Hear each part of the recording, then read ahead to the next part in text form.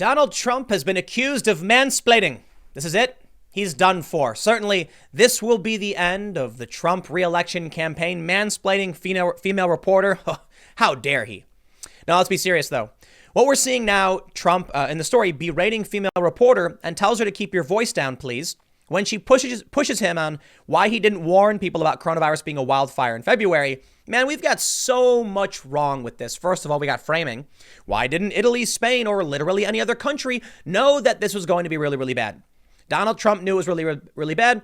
I'm not going to sit here and defend the guy. I think he could have been a bit more serious and a bit more stern and warn everybody. But the argument is simple. What are you going to say? He was trying to prevent panic.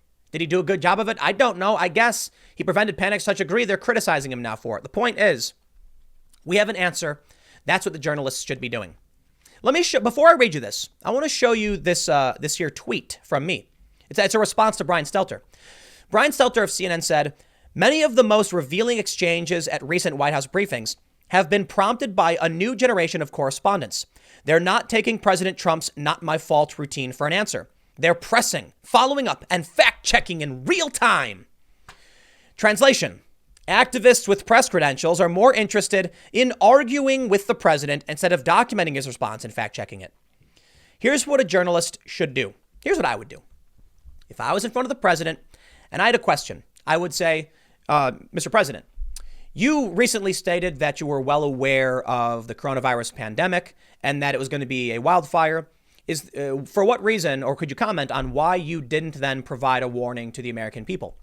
Donald Trump will give his response. I will sit quietly. And if prompted, following his statement, I will give a follow-up question. If not, I'll say, thank you, Mr. President. Write down what he said, fact check what he said, and then report what the president said. And if the president says something misleading, something that's misinformation, I will say, well, Donald Trump has explained that this is his reason. Critics have said X, Y, and Z. The journalist's job is not to argue with the president. The journalist's job is to report what the president says. But instead now, all we get are people saying no. The job of the journalist is to assert their opinion, to argue with the president, a new generation fact-checking. What if the facts are in dispute? What happened to this? I ask you for a comment, then I ask someone else for a comment. They don't do that anymore. So I could ask Donald Trump. Then I could ask Nancy Pelosi, and then I would show you. So I would say, Ms. Pelosi, Donald Trump said these things. How would you respond to that? Or I could ask the CDC or Dr. Fauci. If Donald Trump gives you a response, it's got a fact-based statement where Trump says something like, there were 12, foxes in the road blocking me. And you found out there were in fact only 10. You could say Donald Trump, well, said there was 12. In fact, there were only 10, according to documentation by the source. If Donald Trump says, I knew and I didn't want to cause a panic, then saying anything else is just your opinion. And that's all they're doing. But now we have the proof in another tweet. Reliable sources, Brian Stelter says, quote, it's time for journalists to channel the public's anger and frustration and fear and show some of that outrage on the public's behalf. That is probably the cleverest way to admit that you are Ragebait, that you just want to be angry, to trigger people's emotions, to provide some kind of emotional release. I get it.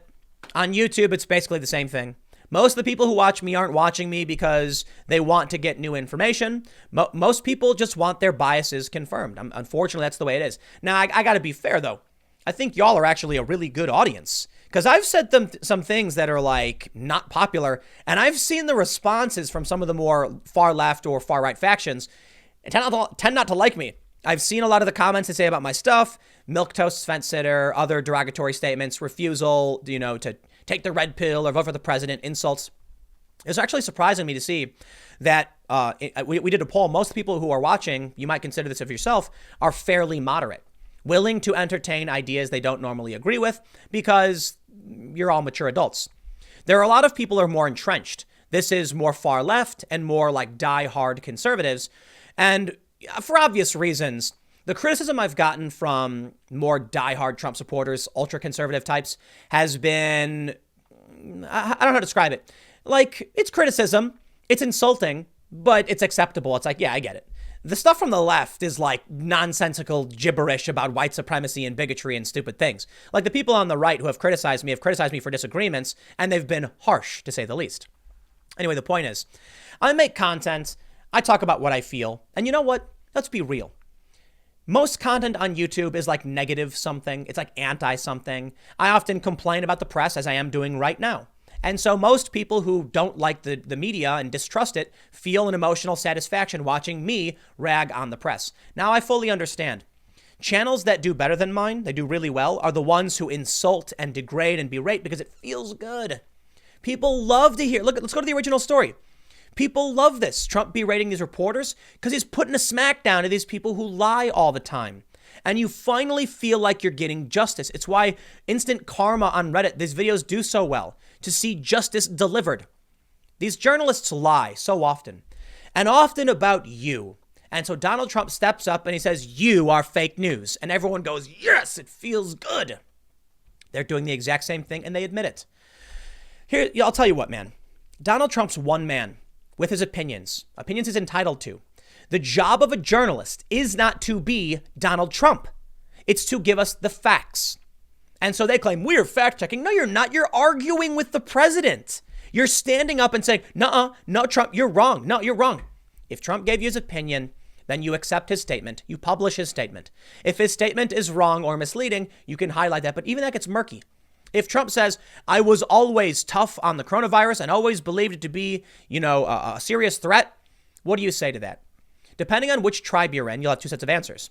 The first is that Donald Trump was absolutely not soft on this. He said it was like a bad flu. It was going to go away. Oh, he's lying.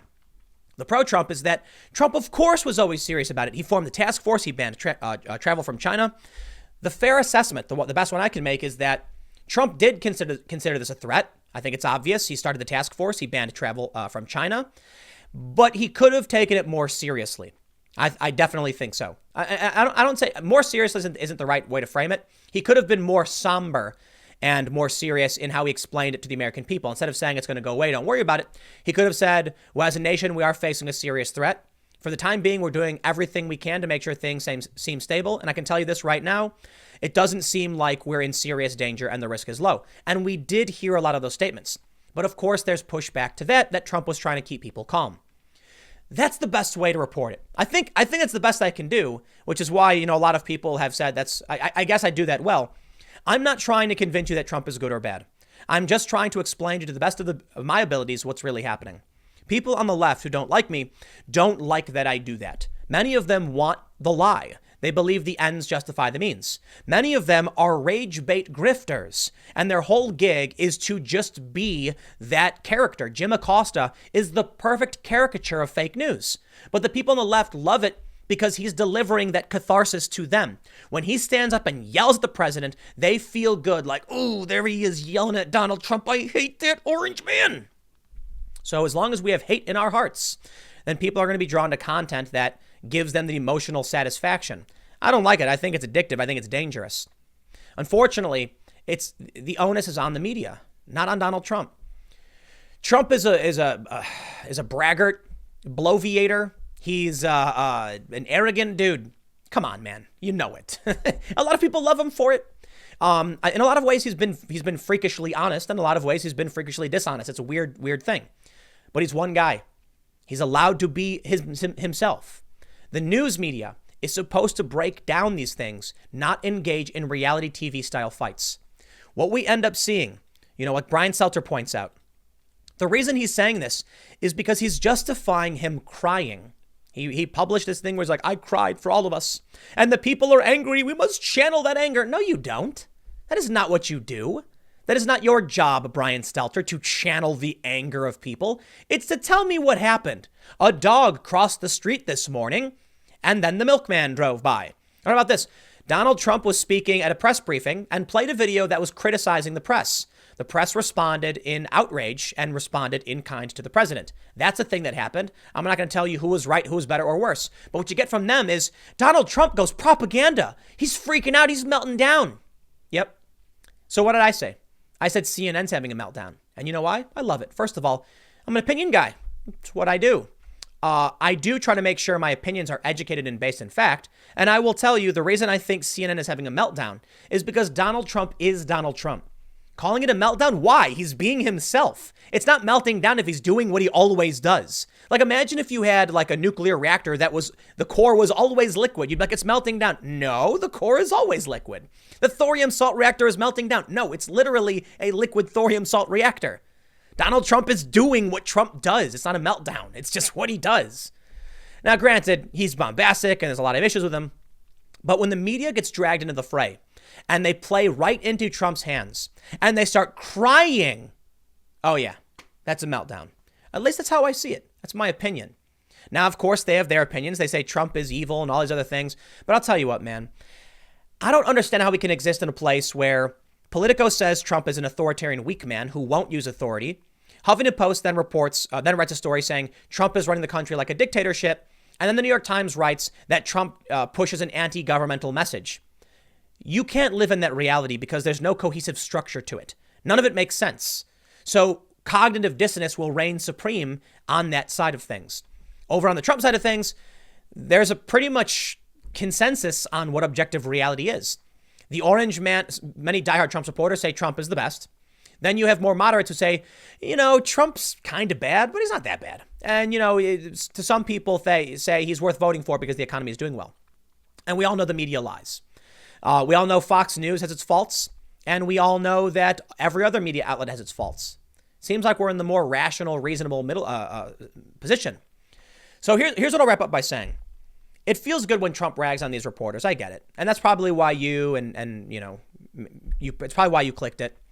But I try to do a good job of at least trying to break down what's happening. So my kind of will be a little different. But look, I get it, man. We're all playing the same game. I'll say it a million times.